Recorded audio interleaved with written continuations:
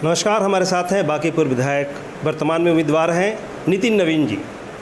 हम बात करेंगे अपने विधानसभा क्षेत्र में लोगों के पास अभी जा रहे हैं, ऐसे अक्सर हाँ लोगों से रूबरू होते रहते हैं। वर्तमान में किस तरह की समस्या लोग अभी बता रहे हैं और उनका निदान कैसे करेंगे? देखिए, अभी कोई समस्या का अभी तो हम लोगों ने जो काम किया है उन चीज़ों को लेकर जनता के बीच में जा रहे हैं, और जहाँ जहाँ कमियां हैं उन जनता हम लोग को उनकी अवगत करा रही है। निश्चित रूप से अगर सरकार में या एक प्रतिनिधि होने के नाते अगर हमको दोबारा मौका मिलेगा तो उन कमियों को हम लोग दूर करेंगे। नहीं, विधानसभा चुनाव में बांकीपुर का जो सीट है वो तो 100% लोग कहते हैं कि नितिन नवीन के कोटे में ही जाता है और लगातार वह जीत हासिल करते हैं। तो कहीं ना कहीं से बांकीपुर की जनता आपको चाहती है और आपके काम से भी संतुष्ट होगी। लेकिन इस बार जो कल जो संकल्प पत्र जारी किया गया है उसमें कई ऐसे संकल्प पत्र योजनाएं हैं, महिलाओं को लेकर के हैं, युवाओं को लेकर के हैं, किसानों को लेकर के हैं। तो आप क्या देख रहे हैं कि बांकीपुर विधानसभा में महिलाओं की जो कुछ समस्याएं, जैसे कि अपराध तो कम हुआ है लेकिन इस बार लॉकडाउन को लेकर के वैसे महिलाएं जो कि बाहर रोज़गार के लिए जाती थी अब नहीं जा पा रही है, तो वैसे महिलाओं के लिए क्या करेंगे? देखिए, हमारी सरकार ने स्पष्ट कहा है कि अगर हमारे जो संकल्प पत्र में शामिल है कि महिलाओं को कुटीर उद्योग से जोड़ने की हमारी सरकार की योजना है। जो छोटे उद्योग, चाहे वो बुनकर वाला काम हो, चाहे अचार बनाने का काम हो, चाहे छोटे छोटे जो कुटीर उद्योग होते हैं उनको हमारी सरकार बढ़ावा देगी, ताकि महिलाएं घर रहते हुए अपने आप को रोज़गार में भी ला पाएँ और अपना आय भी बढ़ा पाएँ। और स्पष्ट रूप से सरकार का मानना है कि जो बिहार है वो छोटे छोटे क्लस्टर से ही उद्योग के रूप में डेवलप कर सकता है, और इसलिए हम लोग के यहाँ घरेलू और कुटीर उद्योग को बढ़ावा देने के लिए सरकार ने, हमारी पार्टी ने एक संकल्प पत्र में शामिल किया है कि दोबारा हमारी सरकार बनेगी तो हम कुटीर उद्योग को और हमारा जो स्मॉल स्केल इंडस्ट्री है उसको प्रमोट करेंगे। घरेलू जो उपयोग की चीज़ें हैं उनको बढ़ावा देने के लिए उनके बनाने का जो व्यवस्था है वो हम कुटीर उद्योग के माध्यम से लाएंगे। तो सरकार के स्पष्ट मानना है कि हम घर में ही रोज़गार देने का प्रयास करेंगे।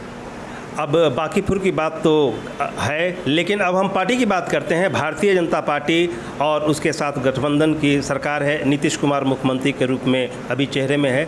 कई नई पार्टियां हैं, दावेदारी पेश करते हैं, और भी जो पार्टी जो है संकल्प पत्र जारी करने के बाद एक जो मुद्दा बार बार उठा रही है कि कोरोना की वैक्सीन जो है बिहार वासियों को मुफ्त में दिया जाएगा, और उनका कहना है कि सिर्फ बिहार वासियों को ही क्यों, क्या कोरोना पूरे देश में फैला है उनको? नहीं, देखिए, ये बड़ा स्पष्ट है, हमारी सरकार ने स्पष्ट किया है कि ये जो हेल्थ का विषय है वो स्टेट का विषय है, और स्टेट में हमारी जो पार्टी है उसने घोषणा की जब केंद्र सरकार उसको सबसे कम दर पे मुहैया कराएगी तो राज्य सरकार या हमारी सरकार अगर बनती है तो हम लोगों ने ये कहा है कि अगर हमारी सरकार बनती है तो जो राज्य का अंश लगता था या जो राज्य को अपना अंश देना था वो जनता को न लेके राज्य अंश अपने ऊपर लेगा, और अगर हमारी सरकार बनी तो हम मुफ्त में जनता तक पहुंचाएंगे।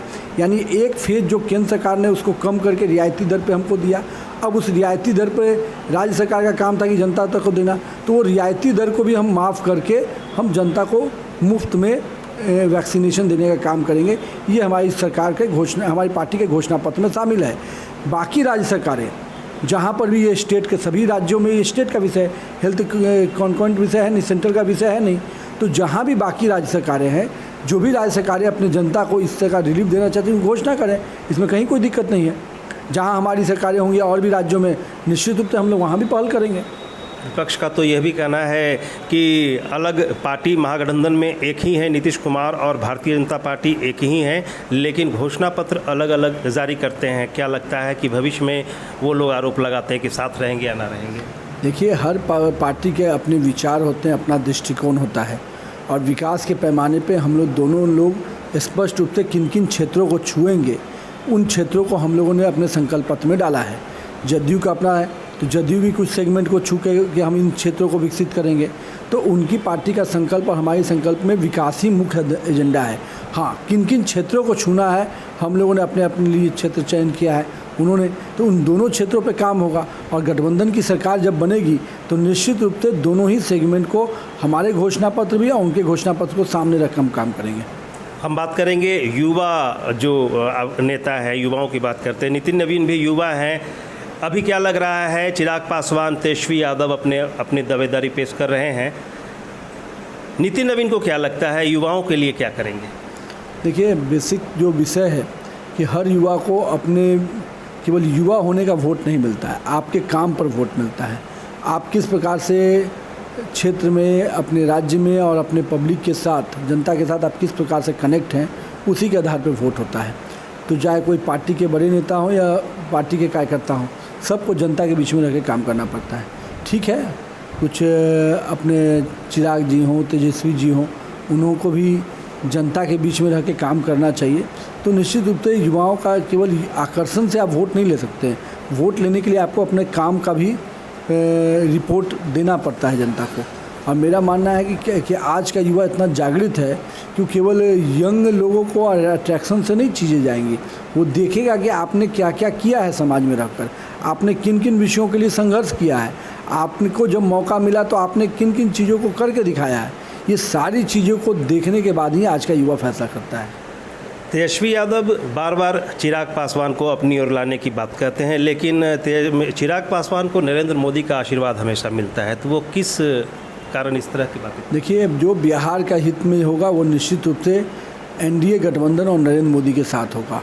हम ये नहीं कह सकते कि हम बिहार का हित भी चाहते हैं और बिहार के जो बिहार का अहित कर रहे हैं उनको हम किसी भी प्रकार से परोक्ष या अपरोक्ष रूप से समर्थन करें। तो मेरा मानना है कि जो बिहार के हित में है वो निश्चित रूप से एनडीए के साथ आएंगे, क्योंकि हम लोगों ने विकास के काम को करके दिखाया है और जनता का आशीर्वाद हमको मिला है और आगे भी मिलेगा। तो ये थे नितिन नवीन जी। साफ कहना है कि युवाओं को लेकर कई तरह की योजनाएं जो कि संकल्प पत्र में है, किसानों को लेकर है, मछली पालन पर भी जोर दिया गया है। अब चुनाव नज़दीक है, देखने वाली बात ये होगी कि कौन सी पार्टी कितने सीट अपने खाते में डालती है और किसकी सरकार बनती है, यह तो समय बताएगा।